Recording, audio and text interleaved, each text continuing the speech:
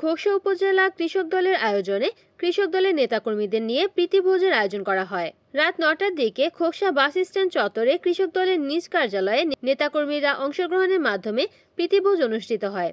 এ সময় প্রীতিভোজে উপস্থিত ছিলেন খোকসা পৌর বিএনপির সদস্য সচিব এস.এম. মোস্তফা শরীফ, উপজেলা বিএনপির যুগ্ম আহ্বায়ক মোহাম্মদ মোস্তাফিজুর রহমান মোস্তাক, উপজেলা কৃষক দলের সিনিয়র যুগ্ম আহ্বায়ক মোহাম্মদ তোফাজ্জল হোসেন, কৃষক দলের যুগ্ম আহ্বায়ক আবুল কালাম আজাদ, মোহাম্মদ জাহাঙ্গীর আলম বাবু, মোসাম্মদ তকলিমা খাতুন, শিমুলিয়া ইউনিয়ন বিএনপির নেতা মোহাম্মদ জাফর ইকবাল প্রমুখ সহ কৃষক দলের উপজেলা সদস্যবৃন্দ ও সাধারণ কৃষক। সার্বিক সহযোগিতা করেন খোকসা উপজেলা কৃষক দলের সদস্য সচিব মোহাম্মদ জাহাঙ্গীর আলম। রিপোর্ট করেছেন কুষ্টিয়ার প্রতিনিধি নাজমুল হাসান, এনএন টিভি।